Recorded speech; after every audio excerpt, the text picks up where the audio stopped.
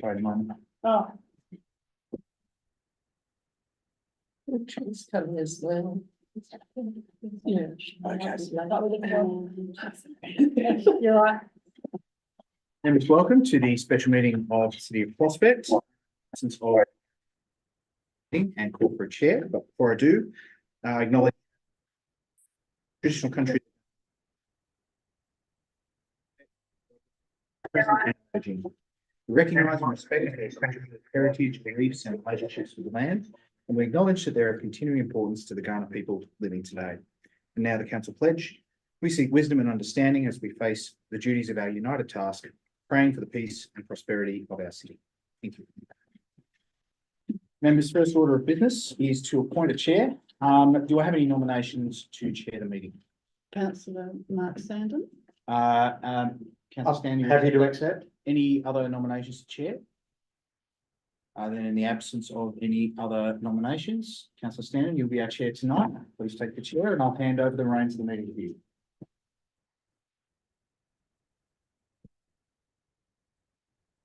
Okay. So I think we have on leave nil. We have apologies. We have Mayor Larwood. We have Councillor Mark Groot and Councillor Jason Nelson. Does anybody have a declaration of a conflict of interest? No. Given that, I'll move on to our next order of business, which is a motion of notice. And do I have to read the motion out or no? I seek a mover on the motion.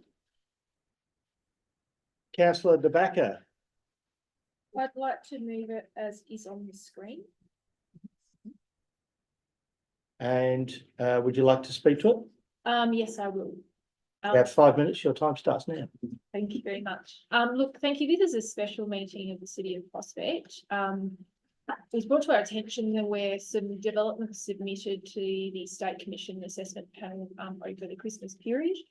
And certainly, though the Council Assessment Panel had already made submissions over concerns, elected members, as we're not the relevant authority, thought it good to bring to the attention, I guess, of people in the community, but also address some concerns. So just different to what's been published on our website is an additional item number 3. And the reason that we're doing this in addition to our CAP submissions is that we're able to speak to it at the State Commission Assessment Panel. So point 3 says include in the submissions that council wishes to be heard by the State Commission Assessment Panel in relation to the developments and will be represented by its Mayor Matt Larwood or his representative at the relevant assessment panel meetings. So we do have the Director and Manager of Planning here, should any members have any questions. But I guess just the dot points here, there's significant shortfall in car parking for the applications, some of the access arrangements, the waste management arrangements, and the impact on community safety. So there's been 2 submissions that have detailed that quite significantly. However, I'm just going to speak to it briefly. I guess there is a strong support, especially at the moment, cost of living crisis, for affordable housing. And we, certainly I do, welcome that. I think it's great that we're trying to support and incentivise affordable housing in the community. However, there are considerations and we have to consider the context of where these are being built. And we also have to consider the applicable overlays. Now, it's my understanding, and I might ask a question through the chair, is that one of the applications actually doesn't sit in the affordable housing overlay. Is that correct? Let's direct that through the chair. Through you, Mayor and Acting Chair. Yes, so the Regency Road site is not within the urban corridor zone. The affordable housing overlay is only applied in this city to properties within the urban corridor zone. So indeed, that property does not have affordable housing incentives that apply to it through the overlay. Yeah. So my understanding, just from the plans that are available at the moment through the state planning website, or Plan SA website, there's 36 apartments in total, with only 11 car parks provided. Again, just clarifying through the chair that is correct. That's on the one on Regency Road. Mr. Caskey. Through the chair, that's correct. Yeah, so as you can imagine, the residential area next to it is going to be impacted. So some of this is community housing, which is great, but it targets individuals and families. So that could mean you might have, you know, a single parent and their, you know, working age child, you know, and sometimes even though, okay, this is affordable housing, but it may be the car is the one asset people own and they need to get around to part-time jobs, after hours, those kind of things as well. So this motion is actually not just for existing residents. This is also on behalf of the future residents. So these are going to be part of our community. And just because people are in community housing doesn't mean they shouldn't have an off-street car park. And this is what this currently provides. So in both applications, I know that obviously there is an affordable housing incentive in the overlay area. So that's the one in Devonport Terrace. But even though there's a 0.3 per apartment allocation of a car park, it states that it's going to be 5 accessible car parks, 5 accessible apartments, yet only 7 car parks in total, with 1 of those accessible. And look, I just think, look, can we just do a bit better? So I'd really like our representative to talk to the SCAP, and I think this motion will enable that to happen. So I encourage you to support the motion as on the screen. Thank you, councillor De Backer. Do we have a seconder? Yes. Councillor Barnett? And I thank Councillor De Backer, and I thank all our staff and elected members who pulled this special council meeting together, because for me, when I sent off my email, to me it was the straw that broke the camel's back, basically seeing this. And mine particularly was the 143 Devonport Terrace prospect. And then my attention was drawn to the other one at 472, 474 Regents Road prospect. And yet again, we have the same things coming to us that are really, you know, I guess we're here grappling with all our parking problems and this. And here I saw, you know, and this was what some other residents on some other apps were pointing out, you know, about it's the number of car parks that are basically not available. And yet with this, so we've got not only an increase in the building height proposed, 5 levels, exceeding the urban corridor boulevard zone in Devonport Terrace, which is up to 4 levels. We also have a very minimum number of car parking. You know, people were saying like 7 on-site car parking spaces, including 1 accessible, and yet you have 4 accessible units proposed. And then you read, this is consistent with the requirement of 0.3 spaces under the affordable housing overlay. I think my blood just boiled. I'm sorry, but it just, and I thought, that's it, I've had it. You know, let's do something about it. Because these sorts of applications, look, we think, you know, social housing, accessible housing, the parts that they've put in, you know, about accessibility is just wonderful. You know, nothing about that. But it's just, yet again, we have the minimum number that you can possibly get of car parking allowed, when surely we should be trying to do better, you know. Surely we should be trying to get the cars off our streets. You know, the Devonport Terrace Bicycle Boulevard, you know, yet again, we'll be having, you know, I think we could say that we have so many examples of this. So that's the building height being 5 level instead of the maximum building height there are 4 levels. The lack of car parking, particularly for accessible car parking. The stormwater, again, all the stormwater runoff will be collected. It won't go back into, you know, providing some useful purpose, it will go straight into council's code, straight into our gutter, you know. There's, at 143 Devonport Terrace, I've observed on quite a few occasions how the water pools all around there, you know. So that those sorts of things. Waste management. I did put in a little photo in what I sent to people. This is, you know, what we're looking, where are we fitting 21 or even half of those bins on the verge? And yet they have to be on the verge because legally that's where they're supposed to be collected. You know, just does not make sense to me.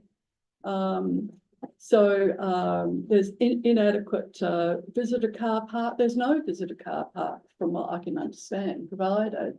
So where do people, if they have, you know, about being accessible and sort of issues, if they need medical or caring assistance or their own visitors or family parking.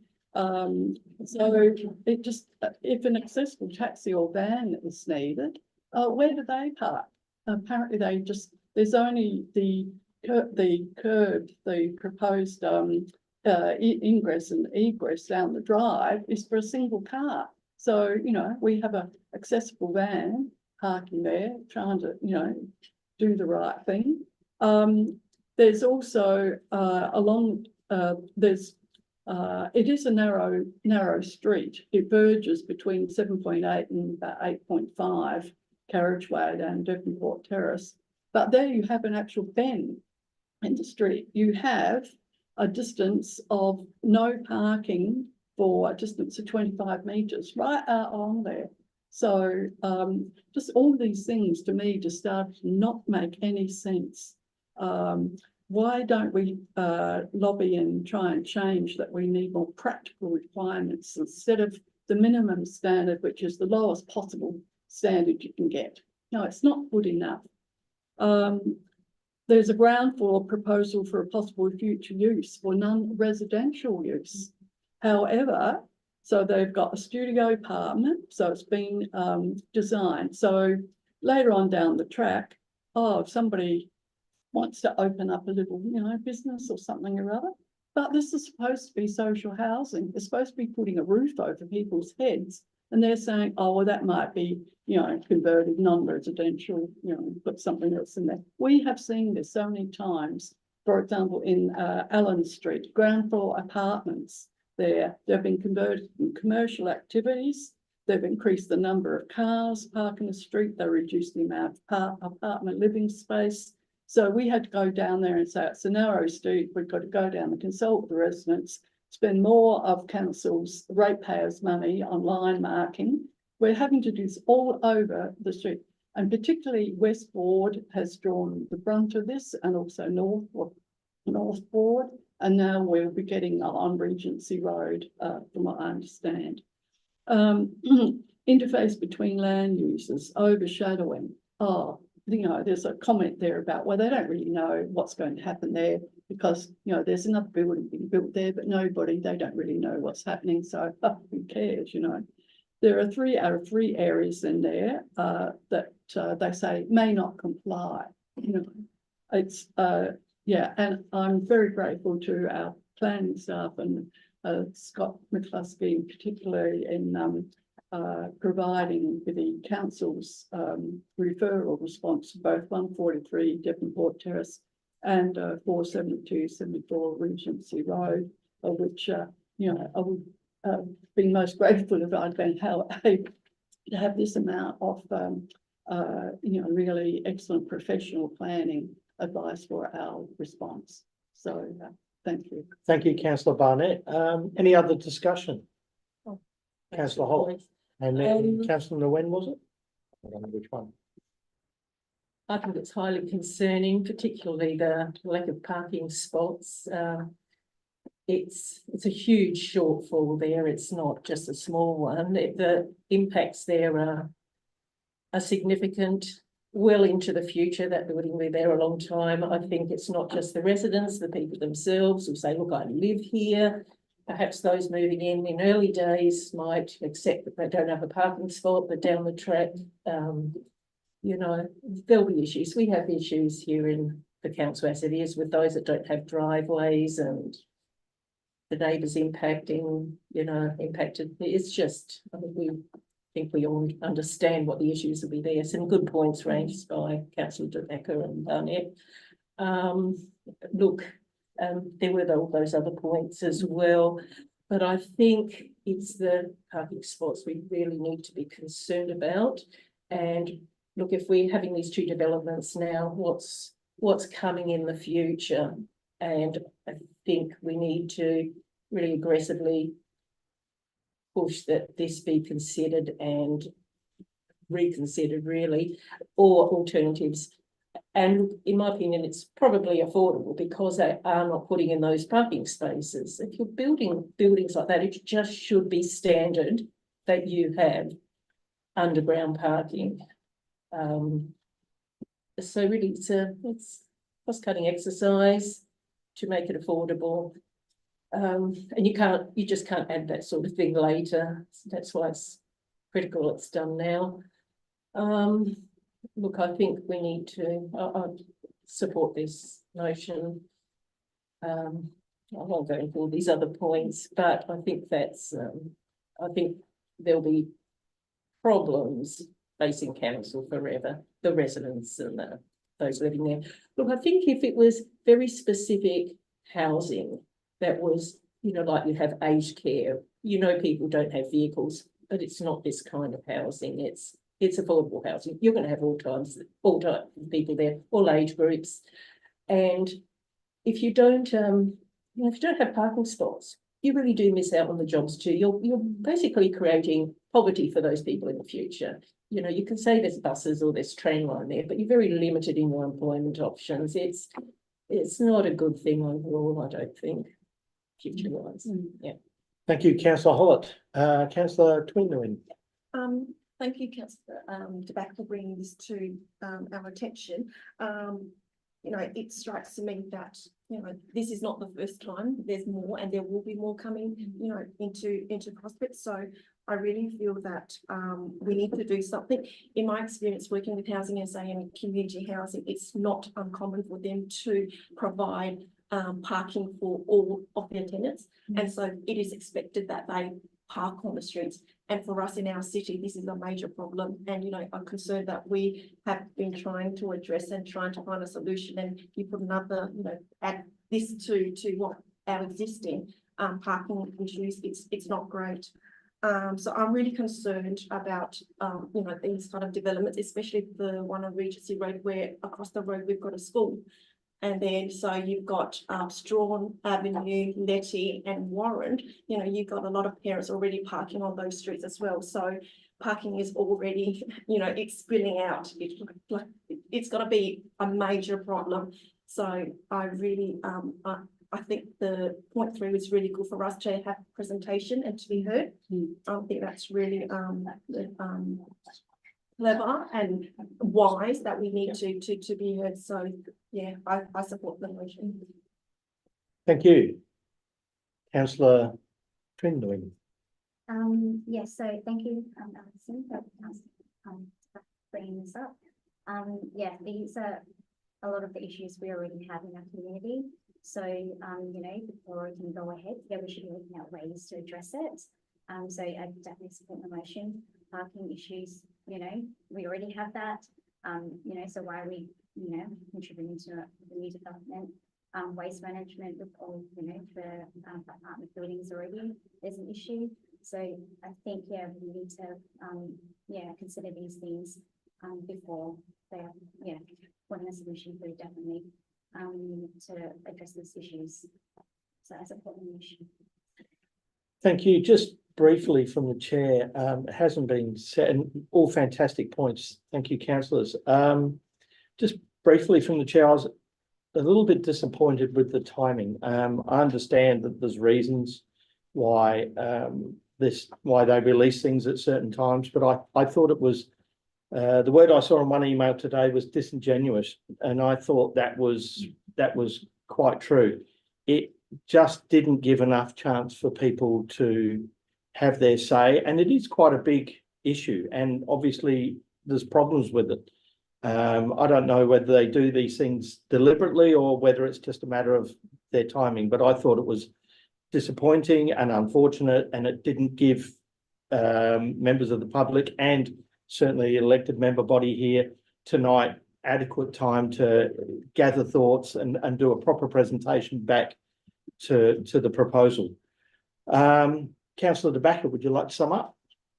Just briefly, look, thank you for everyone's comments today, and I think we've reiterated, you know, what the reports had already said, but I think we just have to keep in mind that we're not against development, we're not against affordable housing. In fact, we're very supportive, but neither of these developments, it appears, to have subterranean car parking, which would, or stacked car parking, which would provide for the amount of parking that we're seeking.